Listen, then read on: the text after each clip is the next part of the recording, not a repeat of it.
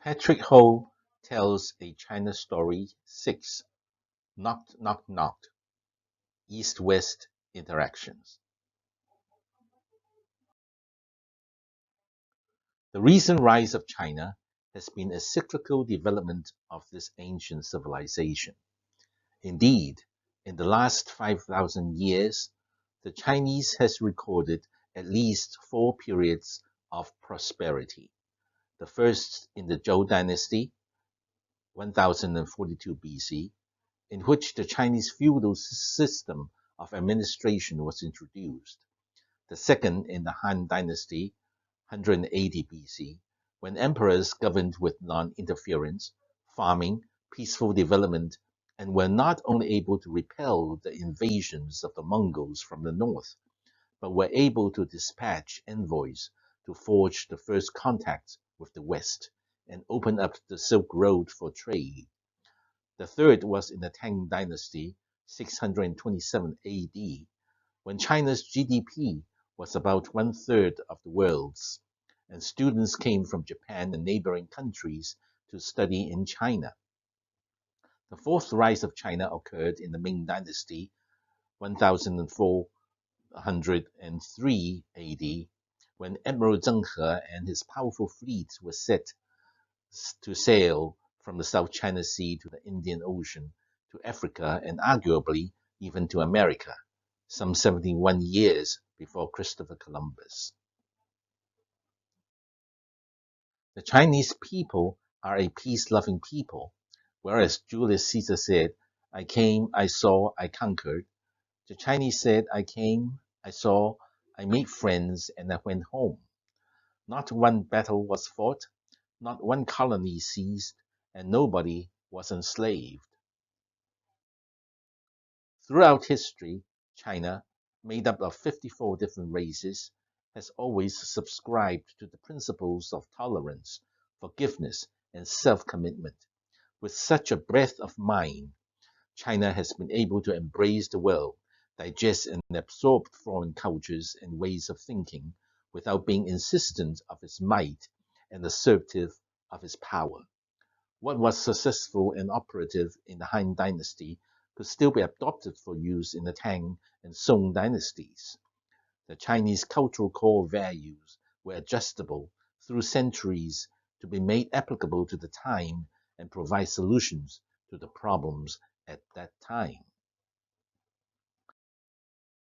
In the 14th century, the Renaissance delivered Europe from the darkness of the Middle Ages, freed minds, stimulated innovation and creativity in literature, art, science, and technology, and hastened the birth of individualism, capitalism, and colonialism. The Industrial Revolution, together with the advancement of seamanship, empowered the West to stretch its influence around the globe, and starting the 15th century, the West knocked on the ancient door of China.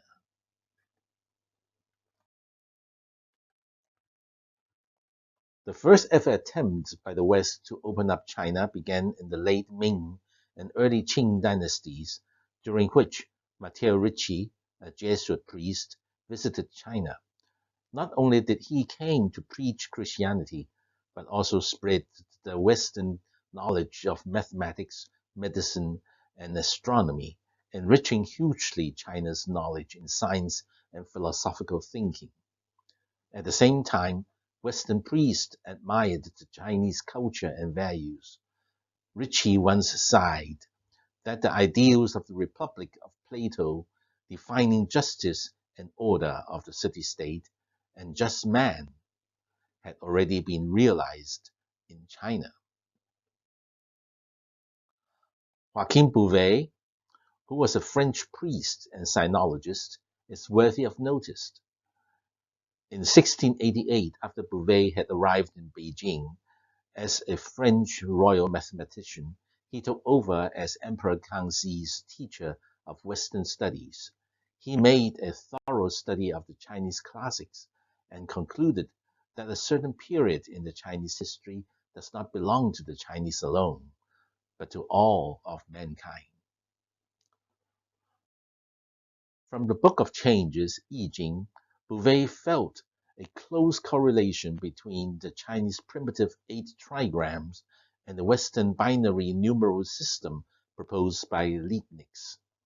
In 1701, he wrote to Gottfried Wilhelm Leibniz, a German philosopher, creator of infinitesimal calculus and regarded as the Aristotle of the 17th century, showing the diagram of the Fuxi 64 Gua sequence and pixel.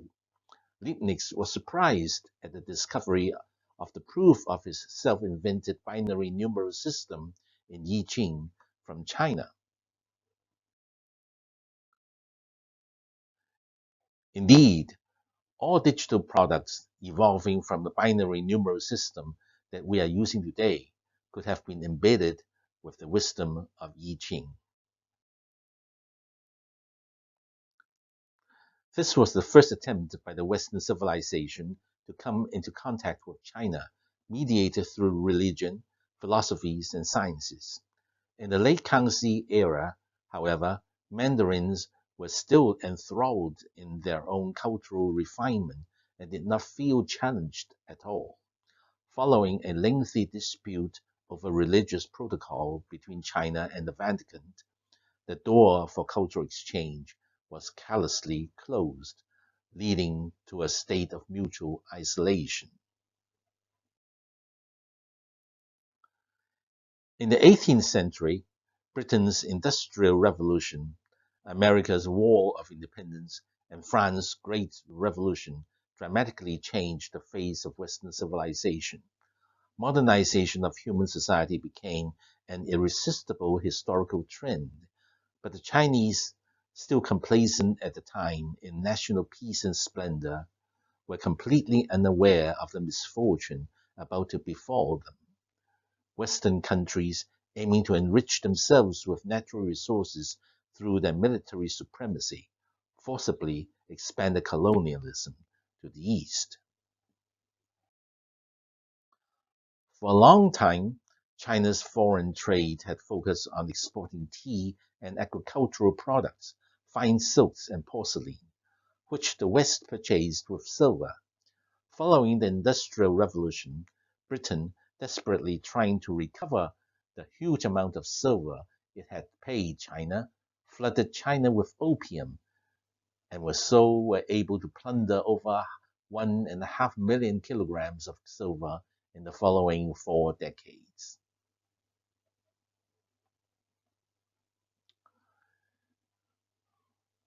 In response, the painfully aware of the hazard of opium, the Chinese government decided to prohibit opium smoking, seize the drug, and destroy it. In 1840, Britain, prompted by the British opium merchants, invaded China and launched the First Opium War.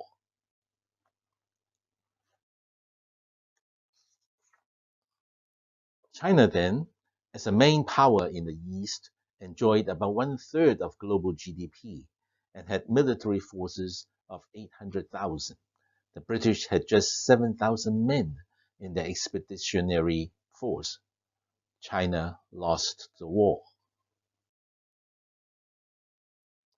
Hardly had the Qing government negotiated grossly unequal treaties with Britain and the other invaders than the Second Opium War had started in 1860, when China's GDP was 1.6 times that of Britain.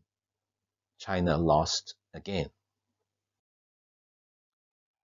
Beset with troubles internally and externally, the Chinese emperor in 1860 ordered that the advanced military technologies of the West must be learned. The first westernization movement saw the initiation of new industries to improve military hardware. A new navy and land forces were established. More schools were built, and the students were sent overseas. The disastrous Sino-Japanese War broke out in 1894, when China's GDP was 5 times that of Japan, and China lost the war. Throughout the recent 2,000 years of Chinese history, GDP of China ranked first globally. Even following the two Opium Wars in 1840 and 1860, when China lost to the British, China's GDP constituted 1/3 of the world's total volume. When China lost the First Sino-Japanese War in 1894, China's GDP was 5 times higher than that of Japan. China then realized that its GDP represented prosperity and not proportionate national strength. China was big and prosperous, but not healthy and strong. Ever since 1840, for more than 100 years after being brought to its knees at gunpoint by the West, China was awakened, suddenly realizing that it had to catch up with the Western world, and has since strived successfully to strengthen its military, economy, and political developments. The self-strengthening movement in 1861 attempted to introduce military reforms, but failed.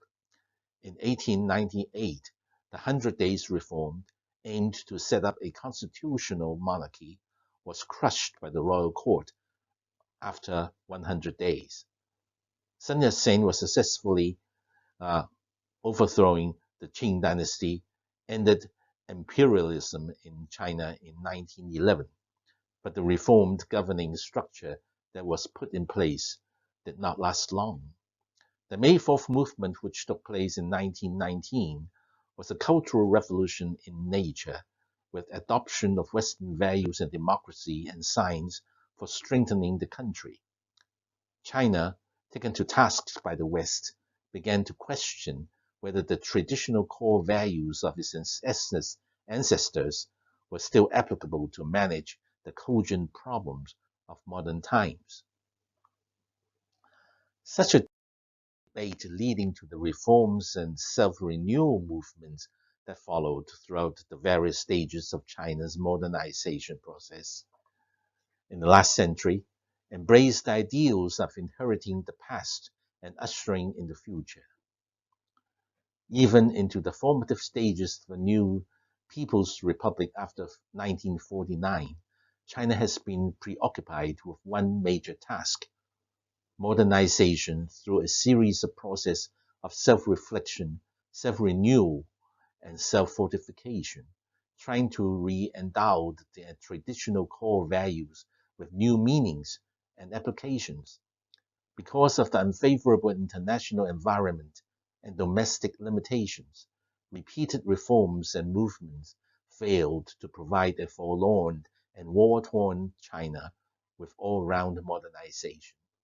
The traditional cultural core values, however, which had for many times been on the verge of being forsaken and denounced, had provided the very necessary cohesive spiritual force to hold and bind the Chinese people together through these periods of trial and tribulation. The third knock on the doors of China came in the 1970s. In the midst of the Cold War and international events, in 1972, U.S. President Richard Nixon visited China, offering an olive branch to China to integrate into the global economic system of the era. When Deng Xiaoping came into power, China began walking down the path of development of a socialist market economy with Chinese characteristics. With rapid economic advancement, China moved towards a moderately well-off society. Over the past 40 years, since Nixon's visit to China, the Chinese people have created one miracle after another as the country basically resolved the problem of feeding its 1.3 billion populations. The wish for a moderately well-off society has begun to be fulfilled. This was perceived as the third attempt of opening up China by the West. Unlike the previous two attempts, China was introduced to Western social systems and concepts of market economy and international trade. Nixon's visits kicked off a string of multifaceted social contact between China and the West.